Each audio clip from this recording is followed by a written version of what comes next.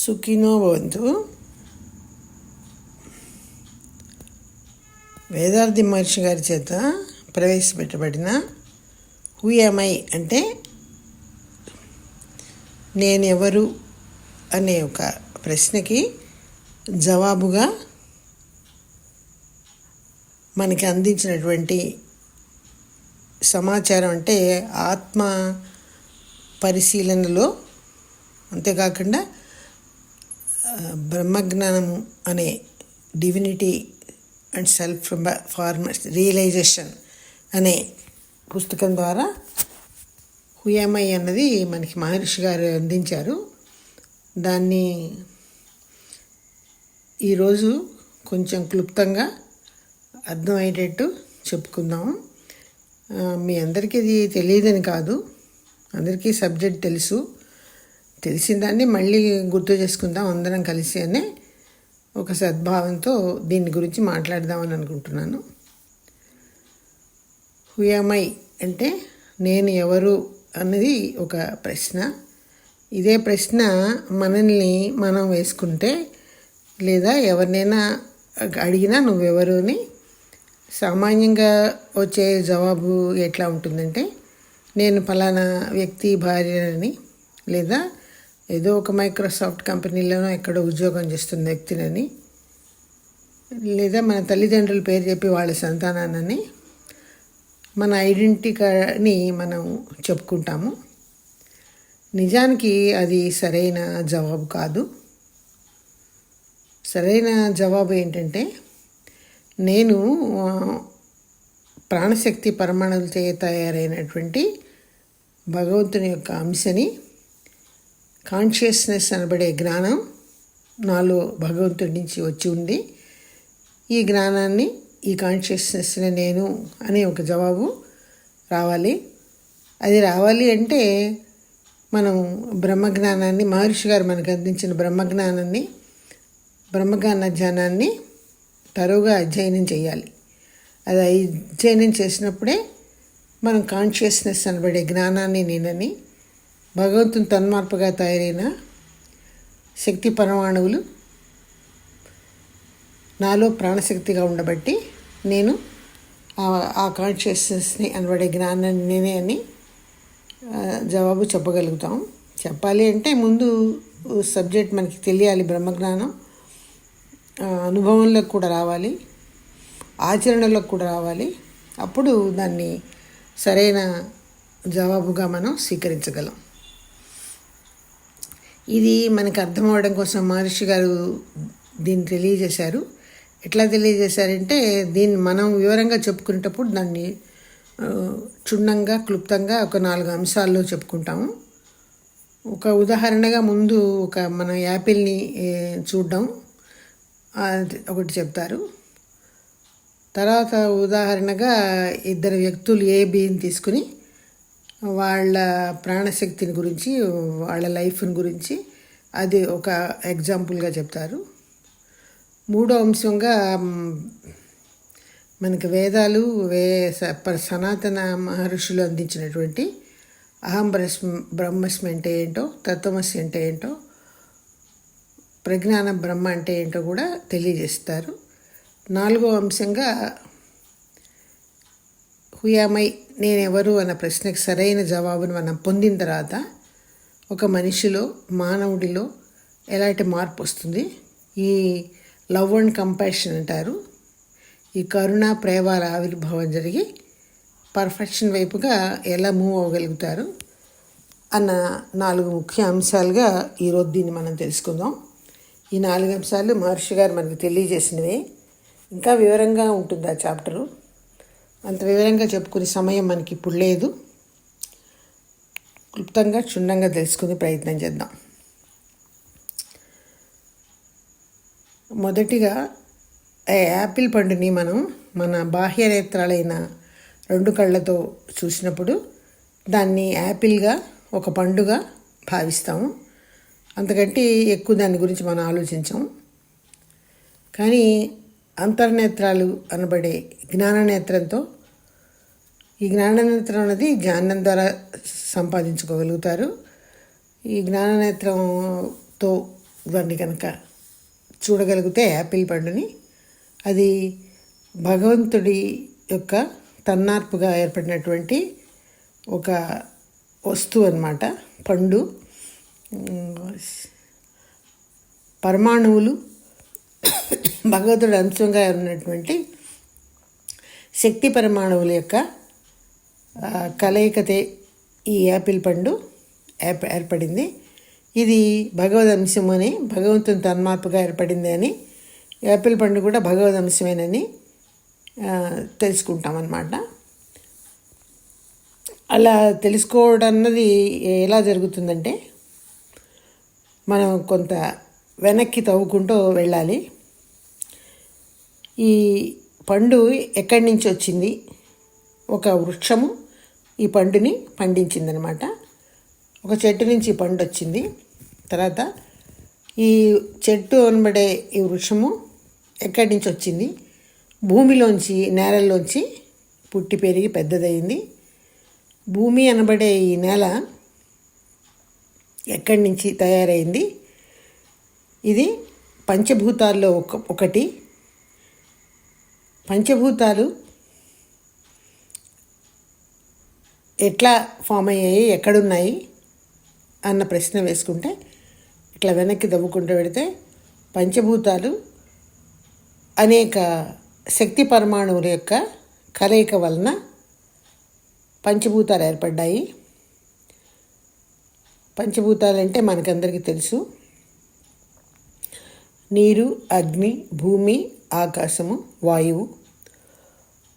ఈ భూమి మీద గురించి ఇప్పుడు మనం వెనక్కి వస్తున్నాము. భూమిని తెలుసుకుంటూ, భూమిని తవ్వుకుంటూ అక్కడి నుంచి వెనక్కి వెళ్తున్నాము. అలా వెళ్ళినప్పుడు పంచభూతాల్లో భూమి శక్తి పరమాణువుల కలయిక చేత ఏర్పడింది అంతవరకు వచ్చాము. శక్తి పరమాణువులు ఎక్కడి నుంచి వచ్చాయంటే, శక్తి పరమాణువులు భగవస్థితి అనబడే బ్రహ్మము యొక్క మొదటి తన్మార్పుగా ఏర్పడినటువంటి దివ్యధూళి పరమాణువులు. వీటినే శక్తి పరమాణువులు అంటున్నారు. దివ్యధూళి పరమాణువులు ఎట్లా ఉన్నాయి, ఎట్లా వచ్చాయి అన్న ప్రశ్న వేసుకుంటే, భగవస్థితి అనబడే బ్రహ్మానికి స్వయంపీడిత సమావృత ఒత్తిడి శక్తి అనే ఒక గొప్ప శక్తి ఉంది. ఆ ఒత్తిడి శక్తి వల్ల బ్రహ్మానికి ఆల్మైటీ అన్న, బ్రహ్మమన్నా, గ్రావిటీ అన్న, భగవంతుడన్నా ఒకటే. అందులో ఒకలాంటి ఫ్రిక్షన్ అనబడే ఒత్తిడి శక్తి ఏర్పడి, ఆ ఒత్తిడి శక్తి వల్ల ఈ డస్ట్ పార్టికల్స్ లేదా ధూళి కణాలు లేదా శక్తి పరమాణువులు మొదటి తన్మార్పుగా భగవంతుడి నుంచి ఏర్పడ్డాయి. ఈ శక్తి పరమాణువులు కలయిక వల్లనే ఈ ఏర్పడినటువంటి యాపిల్ ఇప్పుడు మనం చూస్తున్నాము. కాబట్టి యాపిల్ ఏమిటి అన్న ప్రశ్న వేసుకుంటే, ఇది భగవంతుని యొక్క తన్మార్పుగా ఏర్పడిన శక్తి పరమాణువులు కలయిక. కాబట్టి యాపిల్ కూడా భగవద్దంశమే, భగవంతుడే, అది కూడా బ్రహ్మమే అన్న ఒక భావన మొదటిగా మనం క్రియేట్ చేసుకోవడానికి ఈ ఉదాహరణ మనకి తెలియజేశారు. రెండవ ఉదాహరణగా మహర్షి గారు మనకి చెప్తుంది ఏంటంటే, ఏ, బి అనే ఇద్దరు వ్యక్తులు ఉంటారు. వాళ్ళిద్దరూ కూడా స్వభావరీత్యా కానీ, వాళ్ళ రంగులో కానీ, ఎత్తులో కానీ, వాళ్ళ ఆలోచనలో కానీ, ప్రవర్తనలో కానీ ఇద్దరు వేరువేరే, ఇద్దరు ఒకటి కాదు. కానీ మనం స్కై మెంబర్స్ కాబట్టి ఈ మెడిటేషన్స్ అంటే ఏంటో, ఇంట్రాస్పెక్షన్ అంటే ఏంటో మనకి కొంత తెలుసు. కాబట్టి ఈ ధ్యానాలు కూడా కొంతవరకు మనం చేయగలుగుతున్నాము. వాటిల్లో పరిపక్వ దశకి మనం అందరం వచ్చామా రాదు ఏదో అన్నది తర్వాత ప్రశ్న. వచ్చినా రాకపోయినా కూడా ఒక రకంగా ఆలోచించగల శక్తి మనకు ఉంది. బికాజ్ ఆఫ్ మనం స్కై మెంబర్స్ కాబట్టి. ఇప్పుడు మనం ఎట్లా ఆలోచించుకుంటూ వెళ్ళాలంటే, ఏ, బి కూడా ప్రాణశక్తి పరమాణువులతో నిర్మించబడి తయారయ్యి, ప్రాణం వాళ్ళలో ఉన్న లైఫే ప్రాణమే, మనలో ఉన్న ప్రాణమే లైఫే ప్రాణశక్తి పరమాణువులు అన్నమాట. ఈ పరమాణువులు కలయిక వల్ల, ఈ పరమాణువులు మనలో ఉండడం వల్ల మనం ప్రాణులుగా ఈ భూమి మీద ఉన్నాము. అట్లాగే ఏ కూడా అటువంటి ప్రాణే, బి కూడా అటువంటి ప్రాణే. ఇద్దరిలో ఉన్న కూడా శక్తి పరమాణువులే. వీటిని ప్రాణశక్తి పరమాణువులు అంటారు. ఇప్పుడు కూడా మనం ఇట్లా వెనక్కి నెమ్మదిగా వెళ్ళి ఈ శక్తి పరమాణువులు ఎక్కడి నుంచి వచ్చాయి అనుకుంటే అవి భగవంతుడి యొక్క అంశ అన్నమాట. ఇందాక చెప్పుకున్నట్టు భగవంతుడి యొక్క మొదటి తన్మార్పుగా ధూళి కణాలకి మళ్ళీ ఏర్పడినటువంటివే ఈ శక్తి పరమాణువులు. అవే ప్రాణశక్తి పరమాణువులుగా ఈ ఏ బి అనే ఇద్దరు మానవుల్లోనూ ఉన్నాయి. ఇక్కడ మళ్ళీ మనం ఆలోచించవలసింది ఈ ఏ కానీ బి కానీ లేదా మనం అందరం కానీ మన తల్లిదండ్రులు నుంచి ఆ పరమాణువుల్ని మనం తెచ్చుకున్నాము, మనలోకి ఉంటాయి. వాళ్ళ తల్లిదండ్రులు వాళ్ళ తల్లిదండ్రుల నుంచి, వాళ్ళ తల్లిదండ్రులు వాళ్ళ తల్లిదండ్రుల నుంచి ఈ రకంగా వెనక్కి వెళ్తూ ఉంటే మొదటిగా తయారైన మొదటి మానవుడి నుంచే ఈ ప్రాణశక్తి పరమాణువులు, శక్తి పరమాణువులు మన జీవధాతు కేంద్రం ద్వారా కానివ్వండి, మన ప్రాణం రూపంలో మనకి క్రమంగా ఆ మొదటి మానవుడి సంతానం, తర్వాత అతని సంతానం ఇంకో రకంగా, అతని సంతానం మళ్ళీ అతని సంతానంగా నా వరకు మీ వరకు వ్యాపించి వచ్చాయి అన్నమాట. ఈ శక్తి పరమాణువులు ప్రాణశక్తి పరమాణువులుగా మన అందరిలోనూ ఉన్నట్టుగానే ఏలోను బిలోను కూడా ఉన్నాయి. మొదటి మానవుడి వరకు వెళ్ళి మనం ఆలోచించగలిగితే అక్కడి నుంచి తయారైన వాళ్ళే ఏ కానీ బి కానీ నేను కానీ మీరు కానీ అనుకున్నప్పుడు ఈ ప్రపంచంలో ఉన్నటువంటి సకల మానవులు కూడా, అందరు మానవులు కూడా, మనుషులందరూ కూడా ఆ మొదటి మానవుడి నుంచి తయారై వచ్చిన వాళ్ళమే అనే ఆలోచన మనం కలిగించుకోగలిగితే మనం అందరం కూడా ఎవరి నుంచి ఎవరం వేరు కాదు. ఇక్కడ జాతి కానీ మతం కానీ తేడా ఏమీ లేదు. జాతి లేదు, మతం లేదు, కులం లేదు, గోత్రం లేదు. అందరం కూడా ఒకటే, ఒకే మానవుడి నుంచి తయారై ఇంతవరకు వచ్చాం. ఇదంతా తన్మార్పు. తయారవడం అంటే ఏమి క్రియేషన్ కాదు, వచ్చాం. ఇంతవరకు తెలుసుకుంటాము. తెలుసుకున్నాక ఇంతటితో ఆగిపోతే మనకి హుయామై నేనెవరు అన్న ప్రశ్నకి పూర్తి జవాబు లభించదు. ఆ మొదటి మానవుడి నుంచి ఇంకా వెనక్కి వెళ్ళాలి. మొదటి మానవుడు తయారీకి ముందు మొదటి మానవుడు సిక్స్త్ సెన్స్ అనబడే ఇంద్రియంతో, ఆరో ఇంద్రియంతో ఉన్నప్పుడు అతనికి ముందు 5 ఇంద్రియాలతో ఉన్న యానిమల్స్ అనబడే పశువులు ఉంటాయి. వాటికి ముందు 4 ఇంద్రియాలతో ఉన్న రెప్టైల్స్ అనబడే పాకే జీవులు ఉంటాయి. అంతకుముందు 3 ఇంద్రియాలున్న కీటకాలు ఉంటాయి. అంతకుముందు 2 ఇంద్రియాలున్న క్రిములు ఉన్నాయి. అంతకుముందు ఒకే ఇంద్రియం ఉన్న వృక్షాలు అనబడే చెట్లున్నాయి. పరిణామ క్రమంలో ఈ రకంగా వృక్షాల నుంచి క్రిములు, క్రిముల నుంచి కీటకాలు, కీటకాల తర్వాత రెప్టైల్స్ అనే పాకే జీవులతో యానిమల్స్, తర్వాత సిక్స్త్ సెన్స్ అనబడే ఆరో ఇంద్రియం ఉన్నటువంటి మానవుడు తన్మార్పుగా ఏర్పడ్డాడు. ఈ రకంగా వెనక్కి వెళ్ళాలి. వెనక్కి వెళ్ళినప్పుడు మొదటిగా ఏర్పడిన ప్రాణుల్లో వృక్షాన్ని, చెట్లని తీసుకున్నాం కదా. దానికంటే ఇంకా వెనక్కి వెళ్ళగలిగితే అంతకుముందు ఏది ఉంది ఈ తన్మార్పు సిద్ధాంతంలో అంటే, అంతకుముందు ప్రాణులు కాకుండా ఉన్న అచిరాలు అనమాట. అచిరాలు అంటాము. ప్రాణులు కాకుండా ఉన్న ఈ పర్వతాలు కానీ అట్లాంటివన్నీ, పర్వతాలు, సముద్రాలు, నీరు, నదులు, ఇసుక అట్లాంటివన్నీ కూడా ఈ ప్రాణులు కానీ ఇవన్నీ కూడా ఆ స్టేజ్లో ఉన్నాయి. ఇవి ఇంకా వెనక్కి వెళ్తే వాటికి ముందు నక్షత్ర మండలాలు, గ్రహాలు ఉంటాయి, కనపడతాయి మనకి. ఇంకా వెనక్కి వెళ్ళగలిగితే ఈ నక్షత్ర మండలాలు కానీ, గ్రహాలు కానీ, ఈ ప్రాణులు కానీ, ఈ సిక్స్త్ సెన్స్ ఉన్న మానవుడి వరకు ఇవన్నీ ఏర్పడడానికి మొట్టమొదటిగా అక్కడ తయారై ఉన్నవి పంచభూతాలు. పంచభూతాలు శక్తి పరమాణువుల యొక్క కలయిక. శక్తి పరమాణువులు భగవస్థితి యొక్క మొదటి తన్మార్పు అయినటువంటి దివ్యధూళి పరమాణువులు, ఈతరు శక్తి పరమాణువులు అవన్నమాట. అవి భగవంతుని యొక్క, బ్రహ్మం యొక్క మొదటి తన్మార్పుగా ఏర్పడ్డాయి. కాబట్టి మనం ఇక్కడ ఏం తెలుసుకుంటున్నాము? ఆ శక్తి పరమాణువులే, భగవస్థితి నుంచి మొదటి తన్మార్పుగా ఏర్పడిన శక్తి పరమాణువులే విస్తరించి వ్యాపించి మానవుడి వరకు వచ్చాయన్నమాట. ఆ మొదటి మానవుడి నుంచి 2వ మానవుడికి, 3వ మానవుడికి ఇట్లా జరిగి వచ్చి కొన్ని మిలియన్స్ సంవత్సరాల కాలంలో ఈ పరిణామ క్రమంలో ఇప్పుడు నేను లేదా మీరు ఇప్పుడు మన ఉదాహరణగా తీసుకునే బి తయారై ఉన్నాం. ఇదంతా తన్మార్పే. తయారవడం అంటే ఏమీ క్రియేషన్ కాదు.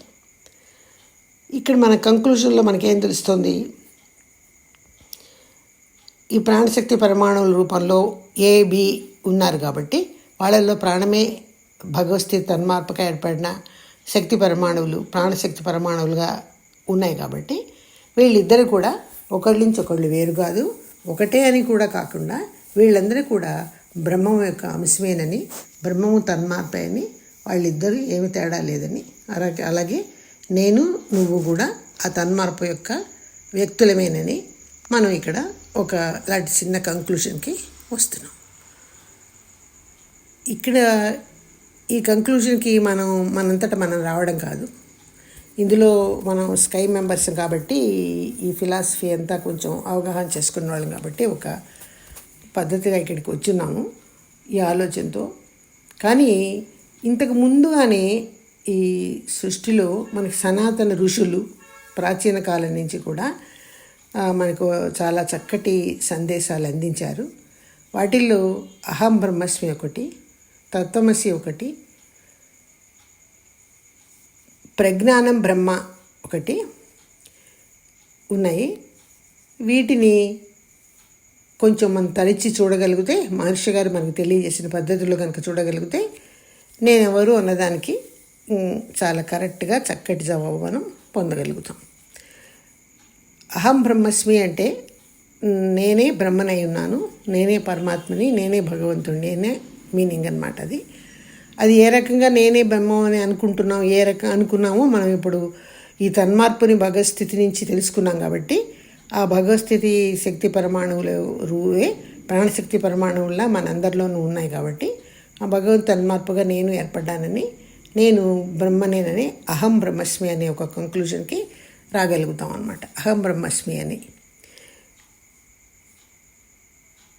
అదొక్కటే. ఇప్పుడు నేను బ్రహ్మనే, నేనే భగవంతుడిని అనే ఒక నిర్ణయానికి మనము కానీ అందరం వచ్చామనుకోండి, సామాన్యంగా అటువంటి ఆలోచన వచ్చినప్పుడు ఏమవుతుందంటే అటువంటి నిర్ణయం తీసుకోగలిగితే ఆ రకంగా మనం ఈ తన్మార్పు సిద్ధాంతాన్ని అర్థం చేసుకుంటే నేనే బ్రహ్మని అనేసరికి కొంత అహంకారము ఎగువ పెరిగే అవకాశాలు ఉన్నాయి. నేనే భగవంతుడిని అటువంటి అహం పెరగకుండా ఉండడానికి, ఈ అహం పెరిగిందనుకోండి ఏమవుతుంది, మనలో అరిషడ్వర్గాలు తలెత్తుతాయి. కామ, క్రోధ, మోహ, లోభ, మద, మాత్సర్యాలవి. ఎప్పుడైతే అరిషడ్వర్గాలకి మనం గురవుతామో వాటి వల్ల పంచమహాపాతకాలు కొన్ని చేయవలసి వస్తుంది. వీటి వల్ల కొన్ని సిన్ ఇంప్రింట్స్ అంటారు, ఆ ముద్రలు మనకి మన జెనెటిక్ సెంటర్లో కానీ మనలో కానీ ఏర్పడతాయి. ఇవన్నీ ఒక కర్మలకు మళ్ళీ మనం ముందుకు నడవడానికి, అంటే ధ్యానాలు చేయడానికి కానీ ప్రాణాయామాలు చేయడానికి కానీ ఇంట్రాస్పెక్షన్ చేసుకుంటూ దైవోన్ముఖంగా ముందుకు వెళ్ళాలి అంటే ఆటంకాలుగా అడ్డంగా ఉంటాయి. వీటిని మళ్ళీ తొలగించుకోవాలి అంటే ప్రక్షాళన కార్యక్రమాలు ఉన్నాయి మనకి. అవన్నీ మహర్షి గారు మనకు తెలియజేశారు. అంత దూరం వెళ్ళవలసి వస్తుంది. కాబట్టి ఇక్కడే మన సనాతన ఋషులు మనకు అందించిన తత్వమసి అంటే ఏంటో కూడా మనం తెలుసుకుంటే ఈ ఎగోని అంతగా పెంచుకోమన్నమాట. ఈ అహంకారాన్ని అంతగా పెంచుకోవాల్సిన అవసరం ఇక్కడ ఉండదు. తత్వమసి అంటే నేను బ్రహ్మాన్ని అని అహం బ్రహ్మస్మి అనుకున్నప్పుడు నువ్వు నా ఎదురుకుండా ఉన్న నువ్వు కూడా బ్రహ్మానివే. నీలో కూడా ఉన్నవి ఆ ప్రాణశక్తి పరమాణువులే. ఆ ప్రాణశక్తి పరమాణువులు భగవంతుని యొక్క మొదటి తన్మార్పుగా ఏర్పడ్డాయి. అవే నీ వరకు నా వరకు కూడా కొనిరాబడ్డాయి. ఈ నీలో కూడా ఆ భగవంతుడు ఉన్నాడు. నువ్వు కూడా బ్రహ్మమే, నీ కూడా ఎదుటివాడు కూడా బ్రహ్మమే. ఆ రకంగా మన చుట్టూ ఉన్న మనుషులందరిలో కూడా బ్రహ్మమే. అందరిలో ఉన్న కూడా అవే శక్తి పరమాణువులు, అవే ప్రాణశక్తి పరమాణువులు, అవన్నీ కూడా భగవంతుని యొక్క అంశమే. ఈ రకంగా అనుకున్నప్పుడు ఈ అహం అన్నది పెరగదు. ఈ తత్వమసి అర్థం చేసుకున్నప్పుడు ఈ అహం అన్నది పెరగదు. అహం పెరగకుండా ఉన్నప్పుడు ఏమవుతుందంటే తర్వాత ప్రజ్ఞానం బ్రహ్మ అని చెప్పారు. ప్రజ్ఞానం అంటే జ్ఞానం. ఈ జ్ఞానం ఉన్నది మన ప్రాణులలో శక్తి పరమాణువుల రూపంలో, ప్రాణశక్తి పరమాణువుల రూపంలో కాన్షియస్నెస్ ఉంటుంది. ఈ కాన్షియస్నెస్ భగవంతుని అంశగా మనందరికీ లభించిందే. ఈ కాన్షియస్నెస్ ఒక్క ప్రాణుల్లోనే కాకుండా మహర్షి గారు మనకు తెలియజేస్తుంది ఏంటంటే అచరాలు అనబడే ప్రాణం లేని వాటిల్లో కూడా అవి కూడా శక్తి పరమాణువుల యొక్క కలయిక వల్ల ఏర్పడ్డాయి కాబట్టి వాళ్ళల్లో కూడా శక్తి పరమాణు రూప ఆ అంశాల్లో కూడా అనమాట. ఇప్పుడు ప్రాణం లేని ఒక పేపరు, ఒక కాగితం, ఒక టీవీ, ఇట్లా వాటరు, పర్వతం ఏదైనా కూడా వాటిల్లో ఉన్న కూడా శక్తి పరమాణువులే అయినప్పుడు అవి కూడా భగవంతుని యొక్క అంశమే కాబట్టి భగవంతు తన్మార్పగా ఏర్పడ్డాయి కాబట్టి ఆ ప్రజ్ఞానం ఉన్నది ఆ చిన్న పరమాణువులు శక్తి పరమాణువులు అంటే ప్రాణశక్తి పరమాణువులు అంటే ప్రాణుల్లో ఉన్నప్పుడు అలా అంటారు. ప్రాణులు కాని వాటిల్లో ఉన్నప్పుడు అవి శక్తి పరమాణువులు. అవి కూడా భగవంతుని యొక్క తన్మార్ప అంశమే కాబట్టి వాటన్నింటిలో కూడా నువ్వు భగవంతుని భగవదంశాన్ని చూడగలగాలి. అలా చూడగలిగినప్పుడు ప్రజ్ఞానం బ్రహ్మ అంటే ఏంటో అర్థమవుతుంది. ఈ సమస్త విశ్వంలో విశ్వమంతా ఉన్నటువంటి ప్రాణులు కానిటువంటి అచరాలు కానీ అన్నింట్లోనూ కూడా భగవంతుని చూడగలటువంటి ఒక శక్తి సామర్థ్యము మనకి ఏర్పడాలి అంటే మనం ఈ బ్రహ్మజ్ఞానాన్ని క్షుణ్ణంగా తెలుసుకుని ఆచరించి అనుభవించి అప్పుడు అహం బ్రహ్మస్మి అంటే ఏంటో తెలుసుకుని ఒక కంక్లూషన్కి రాగలగాలి. అలా గనక రాగలిగితే మానవుడిలో ఏమవుతుందంటే ఒకలాంటి ప్రేమ ఉద్భవిస్తుంది.